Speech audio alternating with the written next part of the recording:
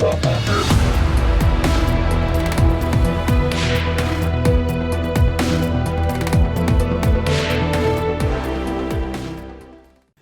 entretiens des patriotes, bonjour à tous, partie 2.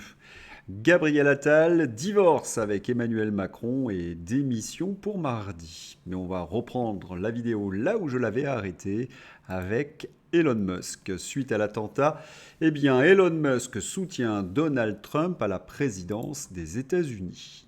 Elon Musk est vraiment sur tous les fronts. Hier, il s'est attaqué au service secret américain. Vendredi, il s'attaquait à la Commission européenne. Tweet d'Elon Musk. La Commission européenne a proposé à X un accord secret et illégal. Si nous censurions discrètement les discours sans en parler à personne, il ne nous imposerait pas d'amende. Les autres plateformes ont accepté cet accord. Commentaire de Florian Philippot. Le règlement DSA est de la désinformation.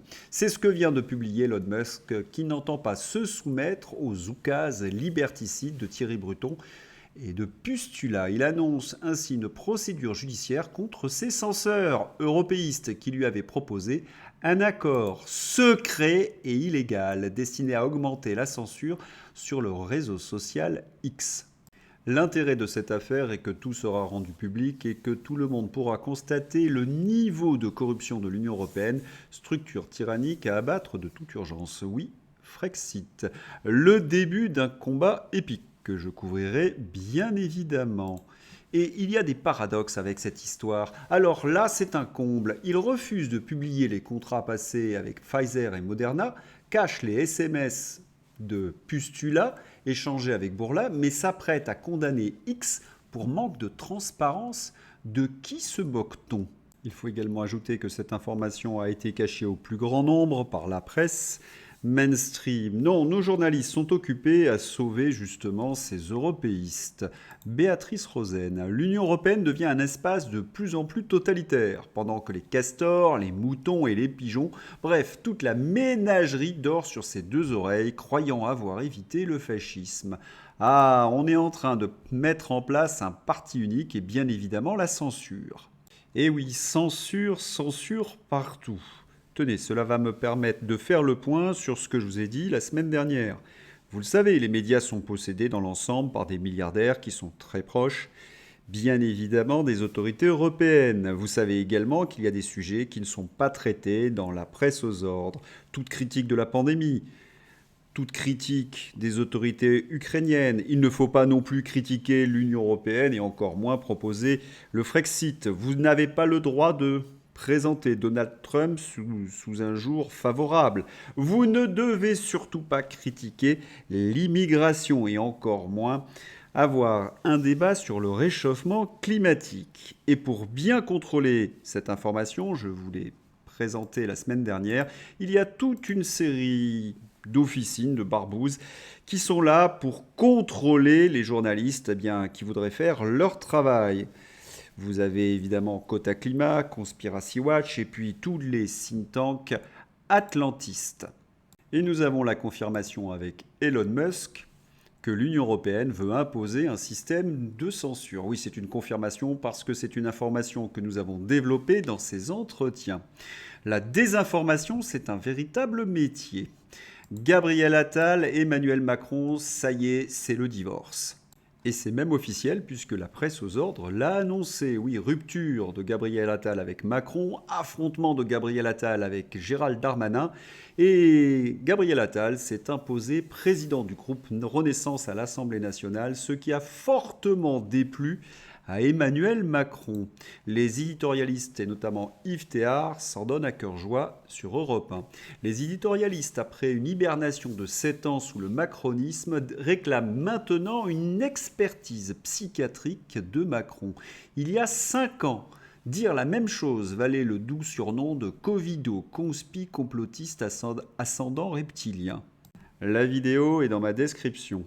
On y apprend qu'Emmanuel Macron a passé un véritable savon à Attal et à d'autres ministres. Oui, devant un entourage complètement médusé. Eh bien, Macron, non seulement il refuse d'accepter ses actes, mais il injurie ses troupes pour ses erreurs. Gabriel Attal a très mal accepté ce manque de respect. Et Yves Tréhard ajoute qu'il faudrait peut-être vérifier le niveau psychiatrique d'Emmanuel Macron. Eh bien, après Biden, ça fait un de plus. Mais la conséquence de ce divorce ne s'est pas fait attendre. Emmanuel Macron acceptera la démission de Gabriel Attal ce mardi. Mais quel Premier ministre pour remplacer Gabriel Attal? On susurre à la France insoumise que Huguette Bello pourrait occuper le poste à Matignon.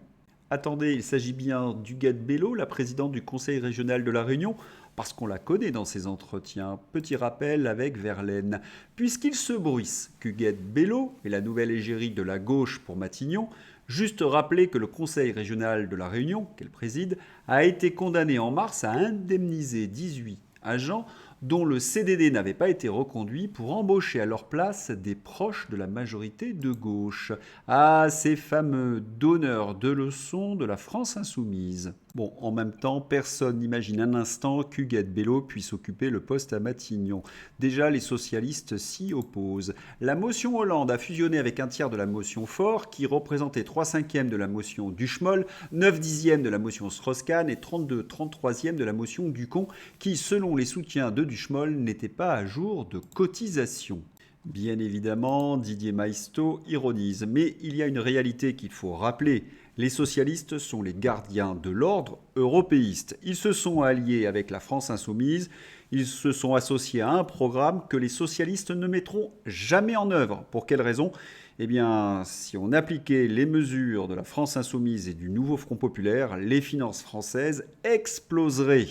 Non, les socialistes feront en sorte de s'allier plutôt avec des LR ou avec des macronistes qu'avec des anciens de la France insoumise. Ce fut un véritable marché de dupes et nous sommes en train d'assister en quelque sorte à une rupture entre la France insoumise et le Parti socialiste. N'oublions pas, en effet, menacée par l'Arabie saoudite, la dette française est prise dans le clash des avoirs russes. Je vous ai expliqué cette histoire il y a quelques numéros. Là, ce n'est plus un effet boomerang, c'est quasiment un risque de chaos financier.